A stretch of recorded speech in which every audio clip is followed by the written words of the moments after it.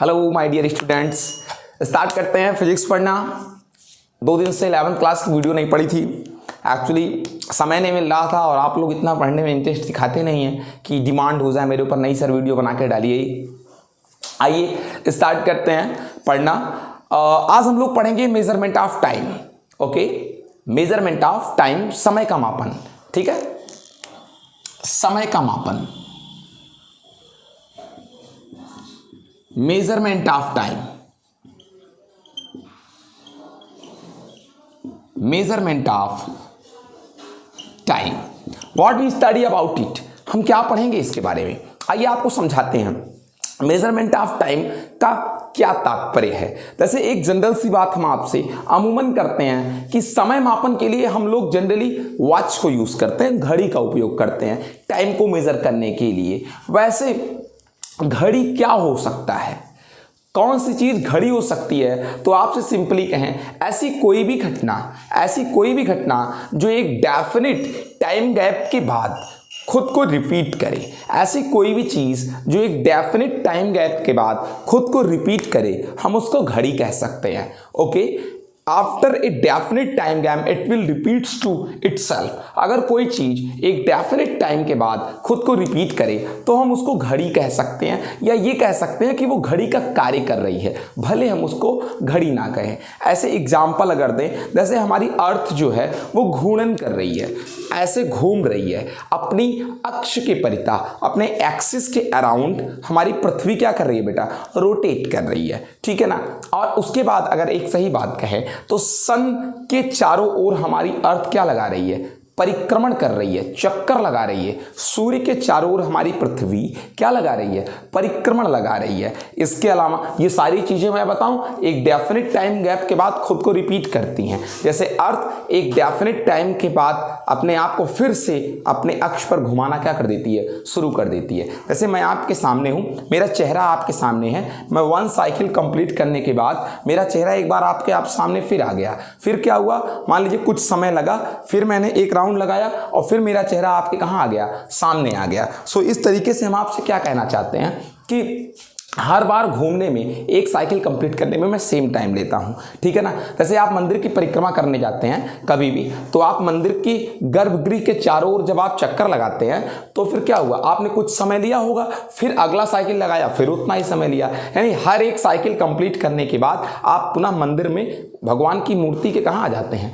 सामने आ जाते हैं। अगर हर बार आप सेम टाइम लेते हैं मूर्ति के सामने आने में, तो इसका मतलब आप एक डेफिनेट टाइम गैप के बाद अपनी पोजीशन को रिपीट कर रहे हैं। ठीक है ना। ऐसे हम लोग के दिल की धड़कन क्या है, दिल की धड़कन का एक टाइम गैप है। एक बार धड़कता है, उसके बाद एक डेफिनेट टाइम के बाद फिर धड़कता है, फिर डेफिनेट टाइम के बाद फिर धड़कता है। समझ सके इस चीज को। तो एक धड़कन होने में कुछ समय लगा, एक धड़कन से दूसरी धड़कन तक पहुंचने में, वो भी एक डेफिनेट टाइम गैप है। खुद को उस धड़कन अपने आप को रिपीट करती है बार बार। तो ऐसी चीजों को हम घड़ी कह सकते हैं, जो या फिर घड़ी ऐसी चीजों के सिद्धांत पे बेस पे बनाई जाती है जो एक डेफिनेट टाइम के बाद खुद को रिपीट करे। ठीक है ना। इसके अलावा सरल लोलक का दोलन, too many times I said you that the दोलन ऑफ द सरल लोलक, go come and once again come here. ठीक है ना। जाना आना फिर आना, टू एंड फ्रो मोशन है ये, जाना इधर जाना फिर इधर आना। ठीक है। एक डेफिनेट टाइम लगता है इतना कंप्लीट करने में, उसके बाद फिर से हम यही चीज रिपीट करते हैं। ठीक है ना। तो ये सारी चीजें हम घड़ी के तौर पर यूज कर सकते हैं। इसके अलावा मैं आपको बताऊं, सीजियम परमाणु में परमाणु का जो कंपन होता है, उस कंपन को भी हम क्या कह सकते हैं बेटा, घड़ी में यूज कर सकते हैं। तो मैं आपको एक चीज बता रहा हूं, इनमें से सीजियम परमाणु के कंपन के बेस पर बनाई गई घड़ियों का प्रयोग सबसे अधिक यथार्थ है, सबसे अधिक यथार्थ है। मैं आपको बता दूं 5000 वाइब्रेशन, मैं आपको बता दूं 5000, या यूं कह दें कि 5000 साल में, 5000 साल में, कितने हजार साल में, 5000 साल बीत जाता है तो सीजियम घड़ी के परमाणु में, सीजियम घड़ी में सीजियम का परमाणु होता है, उसके कंपन में 1 सेकंड का अंतर आ जाता है। जैसे मान लीजिए 5000 साल में उसने 500 कंप्लीट किया कंपन सीजियम घड़ी ने। एक मैं आपको अमूमन आंकड़ा दे रहा हूं कि सीजियम का जो घड़ी, जो सीजियम घड़ी है, उसका जो सीजियम परमाणु है वो 5000 साल में अगर मान लो 500 कंपन करता है तो 5000 साल बाद हो सकता है कि वो 501 कंपन करे, ठीक है ना, अगले 5000 साल में। तो 5000 साल में उसमें 1 सेकंड का क्या आ जाता है, फर्क, यानी बहुत कम एरर आती है, ठीक है ना। तो आमतौर पे हम लोग क्या करते हैं कि सीजियम घड़ी का उपयोग करते हैं मापने के लिए। इसके अलावा मैं आपसे ये कहूँगा कि बहुत बड़े समयांतराल को मापने के लिए, बहुत लंबे टाइम गैप को मापने के लिए, 1 साल, 2 साल, 10 साल, 1 करोड़ साल, बहुत लंबे टाइम गैप को मापने के लिए हम लोग कार्बन डेटिंग सिस्टम का यूज करते हैं। कार्बन डेटिंग से हम, ठीक है, कार्बन डेटिंग कैसे करते हैं, कार्बन डेटिंग कैसे करते हैं इसको आपको फिजिक्स में, न्यूक्लियर फिजिक्स में पढ़ाया जाएगा 12th क्लास में। लेकिन अभी के लिए आप जान लें, कार्बन डेटिंग से हम बहुत लंबी आयु को मेजर करते हैं। 9th क्लास में हिस्ट्री में आपने पढ़ा होगा कार्बन डेटिंग, ठीक है। तो अब आपको बता दें कि जो इटली की भौतिकविद थे, फिजिसिस्ट थे इटली के, गैलीलियो ने अपने हैंड वॉच से चर्च में टंगे हुए, जो लैंप टंगे थे चर्च में, उन लैंप में दोलन हो रहा था। उन्होंने अपने हैंड वॉच से उन लैंप के दोलनों के समय को मेजर किया, ठीक है ना। किसने? गैलीलियो ने अपने हैंड वॉच से चर्च में टंगे लैंप के दोलनों का समय मेजर किया कि कितने समय में वो जाता है, आता है और फिर आ जाता है, ठीक है ना। तो सबसे सरल विधि गैलीलियो ने दी टाइम को मेजर करने की। अब हम आपको कुछ मेन विधि बता रहे हैं टाइम मेजर की, कुछ main measurement method to measure the timing. Okay, I will tell you in 1 minute. Okay, let's see बेटा।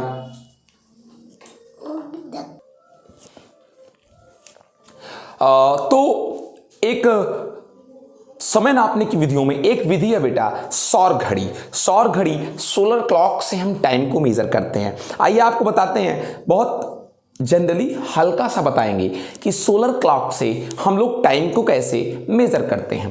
Trying to understand my statement बेटा।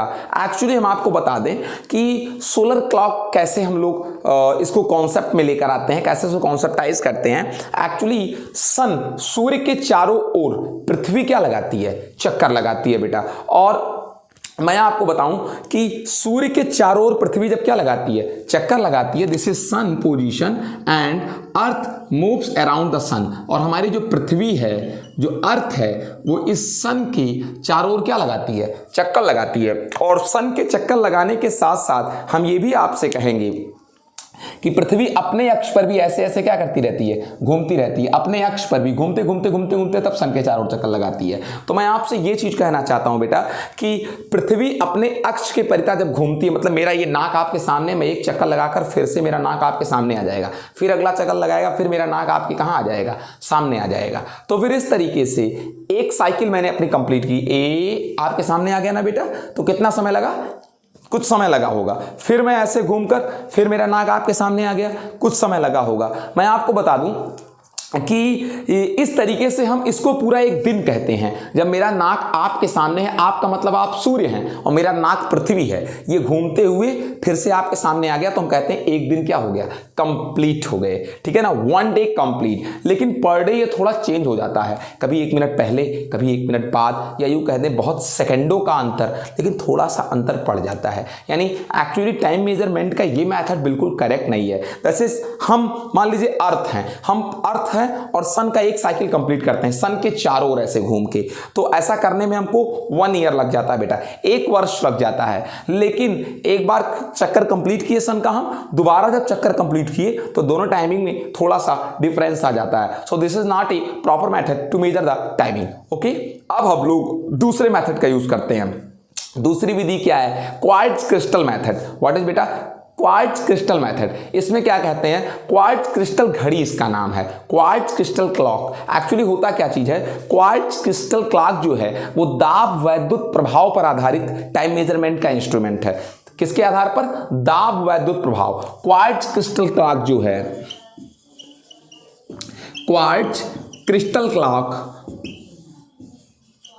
क्वार्ट्ज क्रिस्टल क्लॉक जो है बेटा, एक्चुअली ये आधारित है किस पर, दाब विद्युत प्रभाव पर।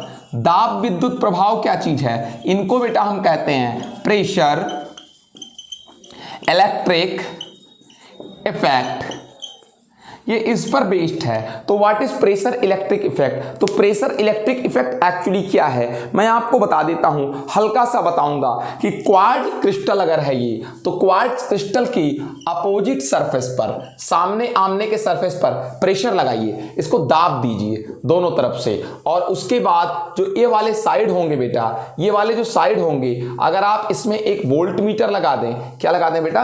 वोल्ट मीटर लगा दें, वोल्ट मीटर। तो मैं आपको बताऊं कि ये वोल्ट मीटर दिखाएगा कि इन टर्मिनल्स के बीच में कुछ वोल्टेज है, कुछ क्या है बेटा? वोल्टेज है। तो ये जो कुछ वोल्टेज जनरेट हुआ है प्रेशर लगाने से, तो मैं आपको एक चीज बता रहा हूं कि इस प्रकार से, तो इससे जो करंट पैदा होगा, इससे जो क्या पैदा होगा बेटा? करंट पैदा होगा। तो उन करंट की दोलनों के समयांतराल से, उन करंट की दोलनों के किससे? समयांतराल से भी हम टाइम गैप को मेजर कर सकते हैं। मतलब क्या चीज कि जो करंट है उसके दोलन में कितना क्या लग रहा है? समय लग रहा है। इस तरीके से भी हम टाइम को मेजर कर सकते हैं। करंट जो होता है, अगर हमारा एसी करंट है बेटा, कौन सा करंट है? एसी करंट है। तो एसी करंट होने पर, एसी करंट ऐसे चलता है बेटा इस तरीके से, तो उसके दोलनों में कितना समय लगता है? What is the time gap? ये यहां से यहां तक में ये जो टाइम गैप है दोनों का, इस तरीके से भी हम टाइम को मेजर कर सकते हैं। मैं आपको बता दूं, इन घड़ियों की यथार्थता 10 की घाते 9 सेकंड में 1 सेकंड होती है। 10 की घाते 9 सेकंड में 1 सेकंड होती है। यानी हम आपसे क्या कह सकते हैं कि अगर 10 की घाते 9 सेकंड में से 1 सेकंड की हल्की सी त्रुटि ये कर सकते हैं, अगर 10 की घाते 9 सेकंड बीत जाए तो, ठीक है ना। जैसे क्या हुआ, 100 रुपए में 1 रुपए भर की गलती मैं कर सकता हूं गिनने में, वैसे 10 घाते 9 सेकंड में 1 सेकंड भर का शायद थोड़ा सा गड़बड़ हो सकता है। उसके बाद क्या चीज कहते हैं? तीसरी हमारी जो विधि है परमाणु घड़ी। परमाणु घड़ी की अगर हम आपसे बात कर रहे हैं बेटा, तो ये परमाणु घड़ी परमाणु में होने वाले कंपन के बेस पर होता है। परमाणु घड़ी परमाणु में होने वाले कंपन के बेस में होता है, ठीक है ना। कैसे कि परमाणु कितना कंपन कर रहा है, ठीक है ना, उसी कंपन को हम एक देख, क्या हुआ, मैं मान लीजिए ये एक परमाणु घड़ी है, उसमें कोई एक परमाणु है, ये परमाणु कंपन करता है, जाना आना और फिर ऐसे आ जाना, ठीक है। क्या परमाणु इधर गया, इधर आया, फिर यहां आ गया। तो इतना करने में, जाने आने और फिर जाने में, इतना करने में जो टाइम लगा उसको हम एक डेफिनेट टाइम मान लेंगे कि ये इतना समय है, ये इतना समय है। ऐसे हम लोग मेजर कर लेते हैं। अब मैं आपको बता दूं इनकी यथार्थता, परमाणु घड़ियों की यथार्थता अभी हम आपसे बाद में डिस्कस करेंगे। यथार्थता क्या चीज है? परमाणु घड़ियों की यथार्थता 10⁹ सेकंड में, ठीक है ना, 1 सेकंड होती है। 10⁹ सेकंड में कितनी होती है? 1 सेकंड होती है, ठीक है ना। उसके बाद मैं आपसे क्या चीज कहूंगा कि लेकिन सौर घड़ी की यथार्थता संदिग्ध है। क्यों? सौर घड़ी की वो डाउटफुल है। वाई? बिकॉज सौर घड़ी एक दिन, सौर घड़ी का मतलब सन कितने समय में अपने अक्ष पर एक चक्र कंप्लीट करती है, कितने समय में सूर्य का एक चक्कर कंप्लीट करती है। अपने अक्ष पर घूमना घूर्णन है और सूर्य के चारों ओर चक्कर लगाना परिक्रमण है। तो सूर्य देव का एक चक्कर कंप्लीट करने में, एक परिक्रमण कंप्लीट करने में 1 ईयर का टाइम लेती है अर्थ, ठीक है बेटा। लेकिन हर साल इस 1 ईयर में कुछ सेकंडों का अंतर पड़ जाता है, तो संदिग्ध है, उस डाउटफुल है, ठीक है ना। टेक्निकल, मैकेनिकल, इंजीनियरिंग, एस्ट्रोनॉट्स और जो है बहुत सारे ऐसे क्षेत्रों में, बहुत सारे वैज्ञानिक अनुसंधान में टाइम का बहुत क्या है बेटा, टाइम मेजरमेंट का बहुत इंपॉर्टेंस है। 1 सेकंड से भी कम समय के टाइम अगर फॉल्ट हो जाएंगे, अगर उसमें हल्का सा भी एरर हो जाएगा, तो एक बहुत बड़ी थ्योरी, एक बहुत बड़ा एक्सपेरिमेंट हमारा जो हो सकता है वो क्या हो सकता है कि डिस्टर्ब हो सकता है, उसमें कुछ फॉल्ट्स आ सकती हैं, एक्सपेरिमेंट सक्सेस नहीं होगा, ठीक है। तो टाइम का बहुत इंपॉर्टेंस है हमारे पास। तो परमाणु घड़ी सबसे पहले 1964 पर बनाई गई थी। उसके बाद में इसकी यथार्थता 10⁻11 सेकंड में 1 सेकंड होती है। एटॉमिक वॉच की, परमाणु घड़ी की यथार्थता। उसके बाद आप मेरे शब्द को आगे सुने, मूल कणों का क्षय। मूल कणों का क्षय ये भी टाइम मेजरमेंट का एक क्या है बेटा कि टाइम मेजरमेंट का एक मेथड है। मूल कणों का क्षय, decay of elementary particles, decay of elementary particles, ठीक है। मूल कणों का क्षय, मूल कण जैसे नाभिक के अंदर हम जानते हैं, नाभिक के अंदर प्रोटॉन और न्यूट्रॉन होते हैं। नाभिक के बाहर कौन चक्कर लगाते हैं? इलेक्ट्रॉन चक्कर लगाते हैं। तो ये सब मूल कण है, प्रोटॉन, न्यूट्रॉन, इलेक्ट्रॉन और ये सारी चीजें मूल कण है। लेकिन नाभिक के अंदर बेटा मैं आपसे बताऊं अस्थायी मूलकण, नाभिक के अंदर, इस नाभिक के अंदर कुछ अस्थायी मूलकण हैं, जैसे न्यूट्रिनो, एंटी न्यूट्रिनो, न्यूट्रिनो,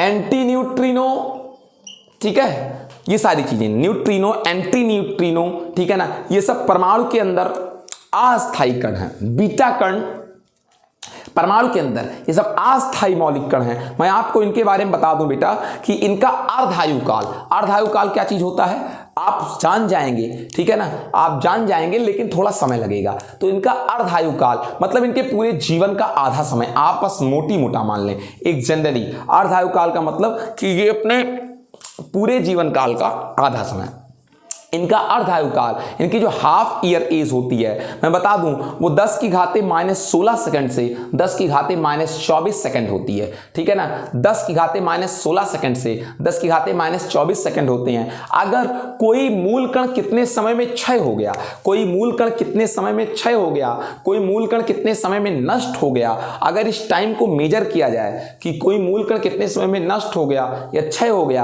अगर इसको बहुत बारीकी से बहुत सावधानी से मेजर किया जाए तो मैं आपको बताऊं कि इनके द्वारा हम बहुत अल्प समय को मेजर कर सकते हैं, बहुत छोटे टाइम को मेजर कर सकते हैं। -16 to -24 second is the half age of this fundamental unstable particles. Okay, तो वेरी लीस्ट टाइम को कैलकुलेट करने के लिए, मेजर करने के लिए हम इन पार्टिकल्स के डिकेज के टाइम को जो है मेजर कर सकते हैं, ठीक है।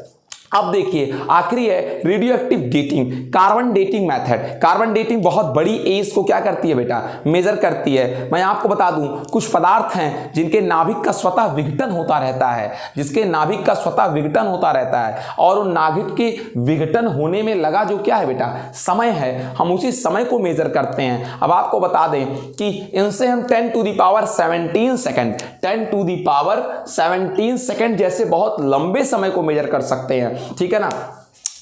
ये 6 प्रक्रियाएं बहुत बड़े, बहुत लॉन्ग टाइम गैप को मेजर कर सकती हैं बेटा। और सिर्फ इतना ही नहीं, मैं आपको इनके बारे में बता दूं कि जीवाश्म, चट्टान, हीरा, पृथ्वी, इन सब की एज कितनी थी, ठीक है ना, ये कब तक जीवित थे धरती पर, कब इनका अस्तित्व बिल्कुल लिविंग मेथड में था, हम कार्बन डेटिंग मेथड से इस चीज को मेजर करते हैं, ठीक है ना। तो radioactive decay method, radioactive क्षय मेथड या radioactive dating method, carbon 14 method, ये बहुत अच्छी और प्रॉपर विधि है किसी भी चीज की अप्रॉक्स टाइम को और बहुत लॉन्ग टाइम ड्यूरेशन को मेजर करने के लिए। ये सारी समय मापन की तमाम सारी विधियां जिनका मैंने आपको संक्षिप्त विवरण दिया, अगर आप इस पूरे लेक्चर को बहुत माइन्यूटली ध्यान से सुनते हैं तो आपको सारी बातें समझ में आएंगी। अगर आपको इनको बहुत क्या बोलते हैं कि अच्छे तरीके से डीपली मेजर करना है तो मेरी अदर वीडियो जिस पर बनेंगी, अभी तो मैंने स्टार्टिंग किया है, ठीक है ना। तो वैसे 8 साल से मैं पढ़ा रहा हूं, लेकिन इतना आप जानते हैं यूपी बोर्ड में चीजें कितनी डीपली पढ़ाई जाती हैं, तो बस इतनी इसके बारे में जानकारी। अब हम लोग चलेंगे अपने अगले हेडिंग की ओर, यथार्थता और परिशुद्धता की ओर। Let's meet in next heading in this video.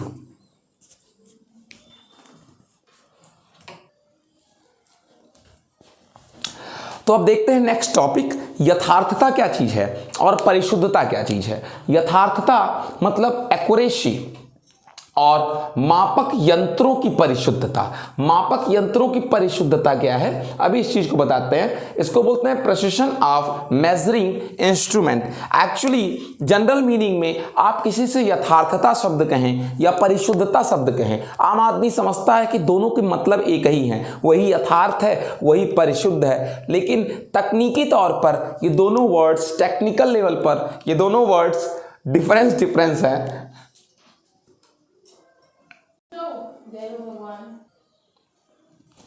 तो बच्चों एक्यूरेसी और प्रिसिशन ऑफ मेजरिंग इंस्ट्रूमेंट, मापक यंत्रों की परिशुद्धता, यथार्थता और मापक यंत्रों की परिशुद्धता। मैंने जैसा आपसे कहा कि जनरल में लोग इसको सेम समझते हैं, बट बेटा एक्चुअली दोनों के मीनिंग्स में डिफरेंस है। दोनों को आइए हम आपको समझाने की कोशिश करते हैं, थोड़ा सा दिमाग लगाइएगा।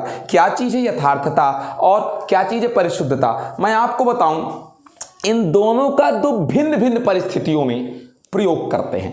दोनों भिन्न भिन्न परिस्थिति को समझाने के लिए प्रयोग किए जाते हैं, ठीक है ना। जैसे हम आपको बताते हैं कि यथार्थता क्या चीज है। मान लीजिए कि आपसे ये कहें कि मान लीजिए कोई राशि है, हमें उसका मेजरमेंट करना है, उसको मापना है, उसका प्रेक्षण करना है, ठीक है ना।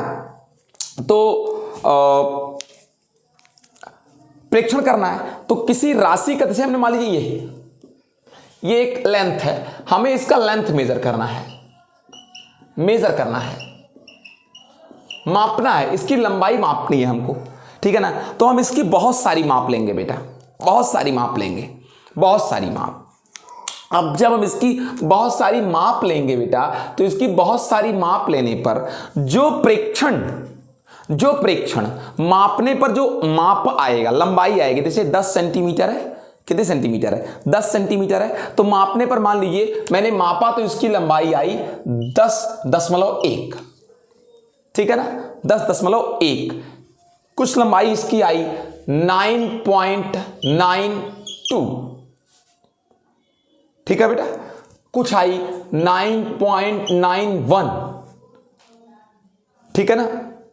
तो मैंने ये मेजर किया, आप देख, और इसकी एक्चुअल लेंथ मान लीजिए कितनी है, 10 सेंटीमीटर है, इसकी एक्चुअल लेंथ कितनी है, 10 सेंटीमीटर।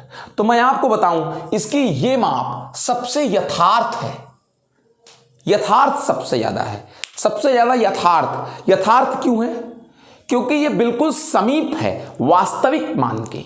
जब प्रेक्षित मान, मापित मान वास्तविक मान के सबसे करीब हो, सबसे करीब वास्तविक मान के, ये सबसे करीब है वास्तविक मान के,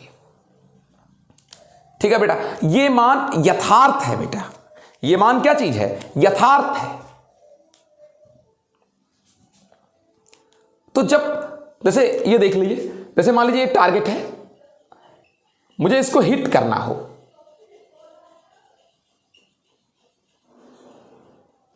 मुझे इसको हिट करना हो बेटा, ठीक है ना, इसको छोड़ दीजिए, ऐसे समझने में आपको समय और मेहनत करनी पड़ेगी। ये टारगेट, इसको हिट करना है, मैंने मार दिया कोई चीज, हिट किया तो यहां आकर लग गया, यहां आकर लग गया, यहां आकर लग गया, तो टारगेट के एकदम करीब है ये यथार्थ है।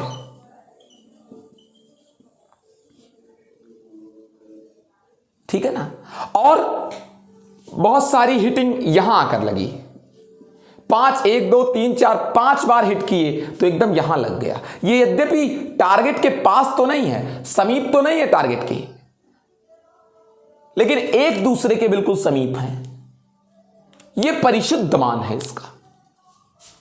तो कहते क्या है कि किसी माप का यथार्थता वह मान है, किसी, इसको जब मेजर किए बेटा तो यथार्थता वो मान है जो इसके एक्चुअल मेजर के सबसे निकट हो। अगर ये 5 सेंटीमीटर है, अगर ये कितना सेंटीमीटर है बेटा, 5 सेंटीमीटर है मान लीजिए, तो मैं आपको कहूं तो मान लीजिए ये 5.346 है, 5.34 कितना है बेटा, 6। ये इसकी वास्तविक लंबाई है, इसकी वास्तविक लंबाई 5.34 कितनी है, 6 है। और मैंने मेजर किया जब इसकी लंबाई तो 5 कितना आया, 3, जो बिल्कुल एक्चुअल मान के करीब है। तो ये यथार्थ है, ये यथार्थ मान है, इसका यथार्थता है इसकी। ठीक है ना। अब उसके बाद फिर क्या हुआ, फिर मैंने इसका मेजर किया तो 5.24 आया, 5.25 आया। ये सब इसके करीब तो नहीं है, इसके जो मैंने मेजर किया 5.346, ये मान इसके करीब तो नहीं है वास्तविक मान के, लेकिन ये दोनों मान आपस में एक दूसरे के लगभग क्या है, समान है, भले ही वास्तविक मान से दूर है। ये परिशुद्ध कहलाएंगे। ये क्या कहलाएंगे, परिशुद्ध कहलाएंगे।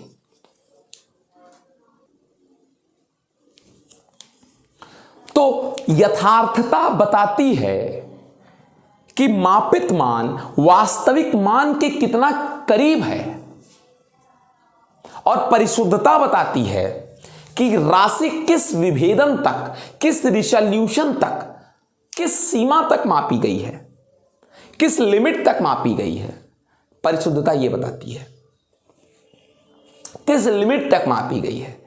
जैसे कि 1.22, 1.23, 1.24, अगर आप देखें तो एक चीज है ये, इसको नापना है, इसको, और इसकी लंबाई है 1.345 एक्चुअल लंबाई इसकी एक्चुअल लंबाई है 1.345। हमने इसको पटरी से नापा तो 1.3 नापा। ये यथार्थ है, यथार्थ है ये, क्योंकि ये माप इसका वास्तविक मान के करीब है बिल्कुल।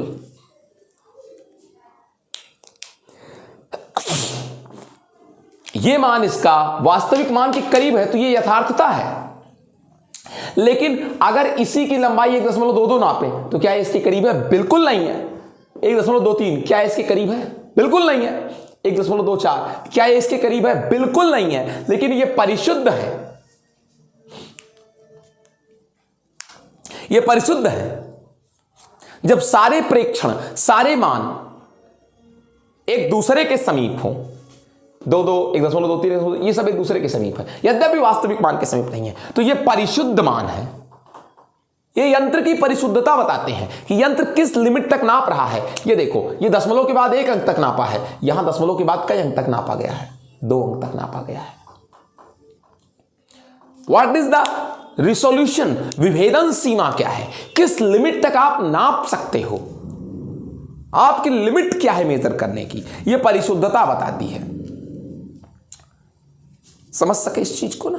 इस बात आपके समझ में आई? तो यथार्थता वह मान है जो हमें बताती है कि मापित राशि, वास्तविक मान के मापित राशि का जो मान है, जो मापने पर जो आंसर आया वो वास्तविक मान के कितना करीब है, ये यथार्थता बताती है। जबकि परिशुद्धता बताती है कि राशि किस लिमिट तक नापेगी, 0.2 अंक, 0.1 अंक तक। समझ सके इस चीज को? अब हम लोग आगे बढ़ते हैं बेटा।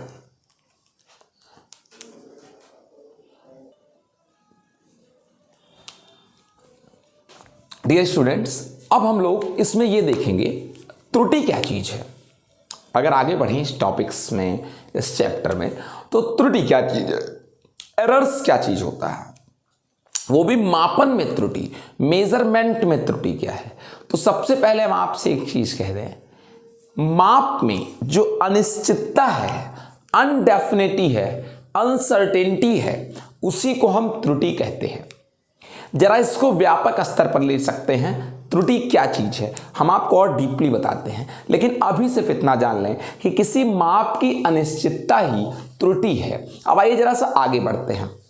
जैसे आप जानते हैं कि अगर कोई भी राशि का संबंध किसी भौतिकी घटना से है, फिजिक्स के किसी फिनोमिनन से है, किसी भी क्वांटिटी का रिलेशन, किसी भी राशि का संबंध अगर किसी भौतिक घटना से है, ठीक है ना। जैसे कितना प्रकाश है, तो प्रकाश सूर्यदेव से उत्सर्जित होता है, प्रकाश बल्ब के जलने से उत्सर्जित होता है, तो भौतिक घटना है सारी चीजें। तो कितना प्रकाश है, तो ये एक राशि है जो फिजिक्स से रिलेटेड हो गई बेटा, तो ये एक भौतिक राशि हो गई। तो अगर किसी राशि का संबंध किसी भौतिक घटना से हो और हमको उस राशि का मापन करना हो, उस राशि का क्या करना हो बेटा, मापन करना हो, तो हम उसे ही भौतिक राशि कहते हैं, ठीक है ना। यानी राशि जिसका संबंध भौतिक घटना से हो और उस राशि को हमें मेजर करना है, तो वो भौतिक राशि होगी। और मैं आपको बता दूं कि प्रत्येक भौतिक राशि को मापने के लिए हमें कोई ना कोई मापक यंत्र चाहिए होगा। लंबाई के लिए मीटर चाहिए होगा, द्रव्यमान के लिए वाट चाहिए होंगे, किलोग्राम चाहिए होंगे, ठीक है ना। तो ऐसे ही किसी भी भौतिक राशि को मापने के लिए मात्रक तो जरूरी है, लेकिन मापते हैं ना मात्रक में, तो किस यंत्र से मापते हैं। तो किसी भी भौतिक राशि के मेजरमेंट के लिए हमें यंत्रों की आवश्यकता होती है। और मैं आपसे बता दूं, जब यंत्र किसी भौतिक राशि की माप लेते हैं, मेजर करते हैं उसको, यंत्र जब किसी भौतिक राशि की माप लेते हैं, उसे मेजर करते हैं बेटा, तो मेजर करने के बाद जो मान प्राप्त होता है वो हमारा प्रेक्षित मान होता है। वो हमारा कौन सा मान होता है, प्रेक्षित मान होता है। जैसे आप हमारी लंबाई को मेजर करें तो मेरा जो मान आएगा लंबाई का, वो प्रेक्षित मान होगा। हो सकता है एक बार मेजर किया तो एक मान मिला, और 10 बार मेजर किए तो 10 मान मिले आपको। तो ये जो 10 मान मिले बेटा मेरे, तो ये जो 10 मान है ये हमारे प्रेक्षित मान है, ये मापित वैल्यू है, मेजर्ड वैल्यू है। तो ये मापित मान मेरी वास्तविक लंबाई, इस मापित मान, जैसे ये लेंथ है, इसका जो आपने जो मेजर किया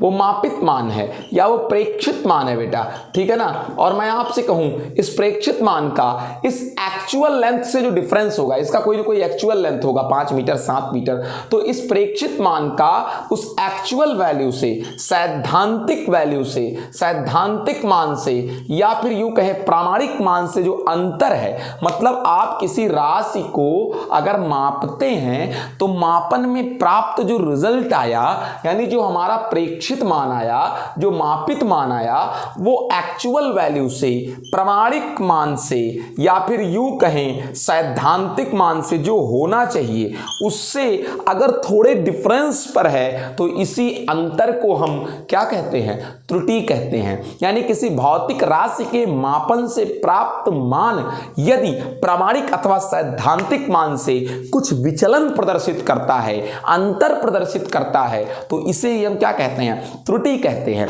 मेरी लंबाई 7 मीटर है, तुम 6.5 मीटर अगर नाप रहे हो, 6.5 मीटर प्रेक्षित मान है, 7 मीटर प्रामाणिक या सैद्धांतिक मान है, तो ये जो आधा मीटर का फर्क आ रहा है, ये जो डिफरेंस आ रहा है हाफ का बेटा, दिस इज द एरर, यही आपकी मेजर में एरर है एक्चुअली। अब हम आपसे ये कह सकते हैं कि प्रेक्षित मान अथवा मापित मान तथा वास्तविक मान के बीच के अंतर को ही त्रुटि कहते हैं। समझ सके आप इस शीट को? अब हम आपको बता दें त्रुटियां 2 प्रकार की होती हैं, एक क्रमबद्ध त्रुटि होती है, सिस्टमैटिक एरर होती है, और दूसरी यादृच्छिक त्रुटि होती है, रैंडम एरर होती है, एक और होती है स्थूल त्रुटि होती है बेटा।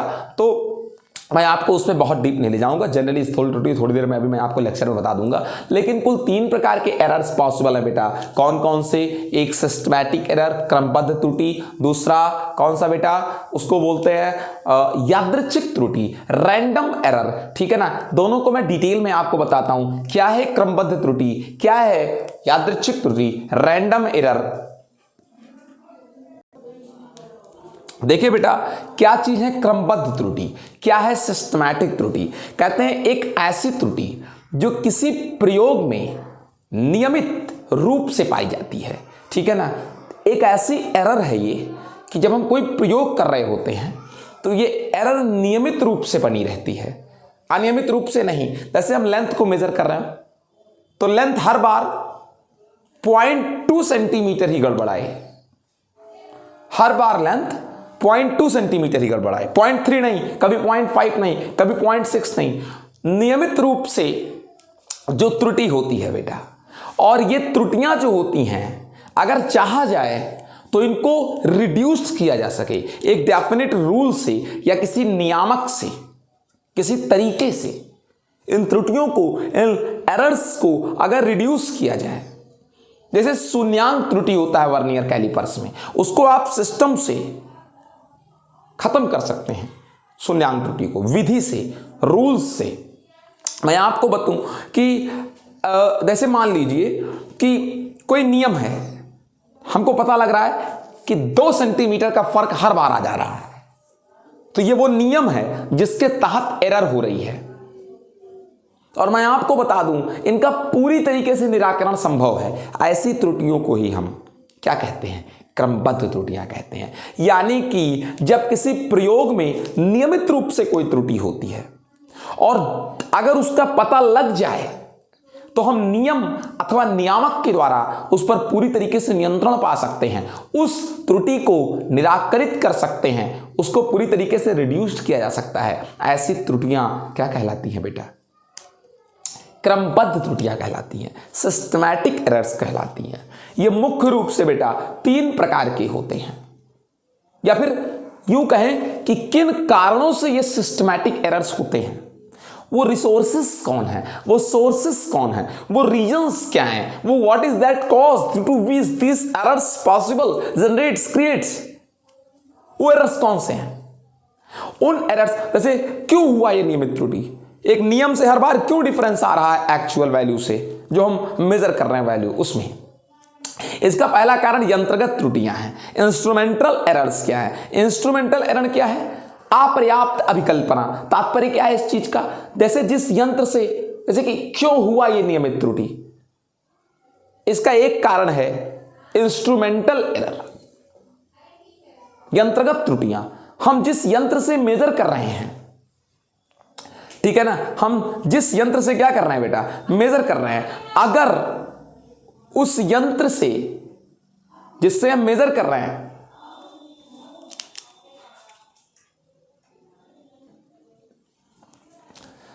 तो इस सिस्टमैटिक एरर का रीजन यंत्रगत त्रुटियां थी। मतलब इसका मतलब क्या था कि जिस यंत्र से हम मेजर कर रहे हैं उसके बारे में हमें पूर्ण जानकारी नहीं है, उस यंत्र के बारे में, कैसे वो वर्क करता है, ठीक है ना। तो इस चीज के कारण उस यंत्र की रचना के बारे में संपूर्ण जानकारी हमको ना हो, कि उस यंत्र के अंदर जो मशीनें लगी हैं वो किस लिमिट तक काम करती हैं, किस लिमिट तक वर्क करती हैं, हम ये चीज ना जानते हो, और उससे हम जबरदस्ती चीजों को मेजर करें। जैसे भुनगे की नाक नापनी है, भुनगे की नाक नापनी है और आप पटरी लेकर बैठ जाइए, मेजर कर पाएंगे? हमें जानकारी नहीं है उस यंत्र की रचना के बारे में कि वो छोटा से छोटा कितना बड़ा नाप सकता है। ये यंत्रगत त्रुटि है बेटा, समझ सके इस चीज को। और यंत्रगत त्रुटि का 2-3 कारण है। एक तो अपर्याप्त जानकारी, दूसरा शून्यांक त्रुटि। जैसे यंत्रगत त्रुटियों का एक कारण वर्नियर कैलिपर्स का शून्यांक त्रुटि, पिच्छत त्रुटियां, ये सब कारण है यंत्रगत त्रुटियों का। ये सब यंत्र पर हमारा पूर्ण नियंत्रण ना होने के कारण, पूर्ण जानकारी ना होने के कारण ऐसा होता है। दूसरा है बेटा प्रायोगिक तकनीक या कार्यविधि में अपूर्णता। प्रायोगिक विधि या कार्यविधि में अपूर्णता, हम उसके प्रयोग करने की तकनीक के बारे में ना जानते हो, कैसे उसको प्रयोग किया जाता है। या आपको सही तरीके से आपसे एक बात करें, जैसे मान लीजिए हम कोई चीज मेजर कर रहे हैं, सिस्टमैटिक त्रुटि का एक कारण यह भी है प्रायोगिक तकनीक या कार्यविधि में अपूर्णता। हम जिस तरीके से मेजर करना चाहिए उस तरीके से न मेजर कर पा रहे हूं। अभी इसके पहले क्या था कि यंत्र की लिमिट नहीं पता थी हमें कि किस लिमिट तक वो मेजर करता है, उसके अंदर जो सिस्टम लगा है वो मेजर करने की किस लिमिट तक काम करता है, वो यंत्रगत त्रुटि थी, सिस्टमैटिक त्रुटि का एक कारण। दूसरा कारण है प्रायोगिक तकनीक या कार्यविधि में अपूर्णता। हम पूरे तरीके से उस विधि को नहीं लगा रहे हैं जैसे किसी को क्या किया आता है, मेजर किया आता है। इम्परफेक्ट मेथड हम यूज कर रहे हैं, ठीक है ना। मतलब क्या हुआ, जैसे मान लीजिए हमको टेम्परेचर नापना है अपना, अब इसमें हम रूम के टेम्परेचर को मेजर ही नहीं करते, थर्मामीटर अपने मुंह में लगा लेते हैं, तो रूम का टेम्परेचर भी तो थर्मामीटर पर कुछ क्या डाल रहा होगा, इफेक्ट डाल रहा होगा। तो जब हम बाह्य वातावरणीय दशाओं को परिकलित नहीं करते, उसके प्रभाव को नहीं परिकलित करते, तो ऐसा होता है।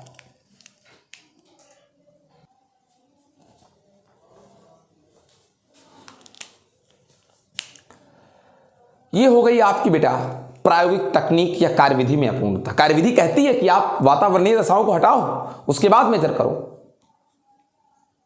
जैसे हमको किसी चीज की तरलता नापनी है एक्चुअल, और हम उसको खूब गर्म कमरे में रख दें तो होगा क्या, वो और लिक्विड हो जाएगा, तो एक्चुअल लिक्विडिटी उसकी क्या नहीं होगी, मेजर ही नहीं होगी। तीसरा है बेटा व्यक्तिगत त्रुटियां, जब हम असावधानी कर दें, जो नापने वाला है वो असावधानी कर दे, उसके हाथ कपते हो, उसका आंख से सही दिखता ना हो, तो ये व्यक्तिगत त्रुटियां पर्सनल एरर्स हैं बेटा। तो इन सबसे जो त्रुटि होती है वो आपकी त्रुटि होती है क्रमबद्ध त्रुटि, ठीक है ना। दूसरी प्रकार की त्रुटि है आपकी बेटा जो जिसके कारण त्रुटि, मतलब 2 प्रकार की त्रुटियों में से एक पहली क्रमबद्ध त्रुटियां, दूसरी आपकी त्रुटि है बेटा, इसको बोलते हैं यादृच्छिक त्रुटि, रैंडम एरर।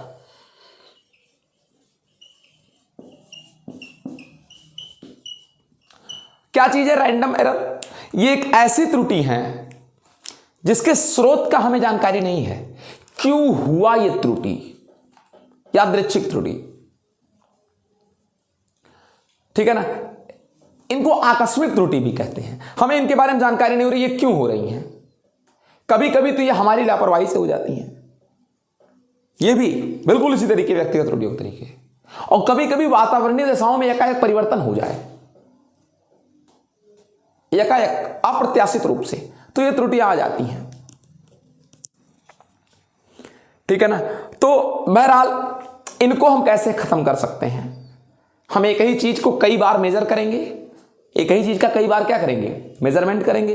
हर बार जो वैल्यू गेन हुई हमको, उस वैल्यू को क्या कर देंगे, उस वैल्यू को क्या कर देंगे, उसका माध्य निकाल लेंगे। जैसे मेरी लंबाई 4 सेंटीमीटर, 4.1, 4.2, 4.3, 4.4 आई, इन सबका मेजरमेंट करके इन सबको मतलब मापा मैंने पहले, फिर सबका माध्य निकाल दिया।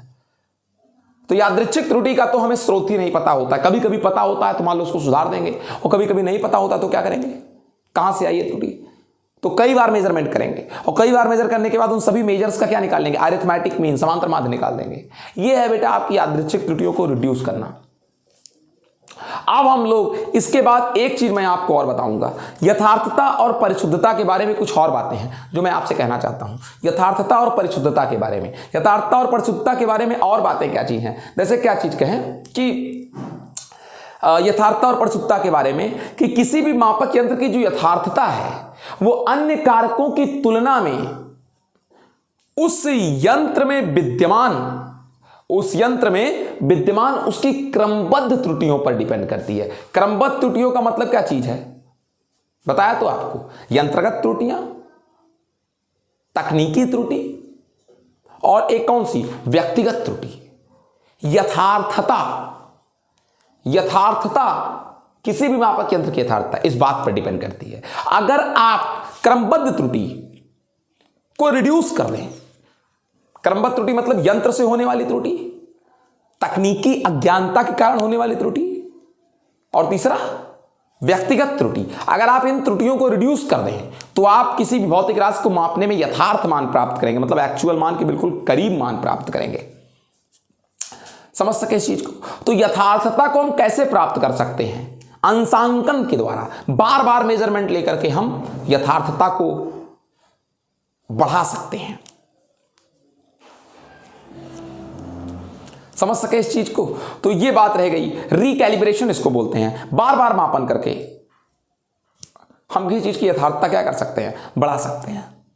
ठीक है, ये हमारी बात रही बेटा कुल मिलाकर के। यानी एक तरीके से अगर हम कहें तो यथार्थता वास्तव में सार्थक अंकों की संख्या भी है,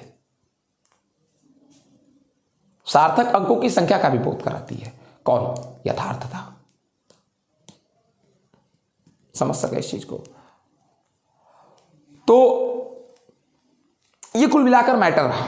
अब इसके बाद कल से हम लोग आ जाएंगे उस हिस्से पर चैप्टर के जहां से न्यूमेरिकल एनालिसिस शुरू होता है। ठीक है ना, चलिए मिलते हैं नेक्स्ट वीडियो में। Good bye.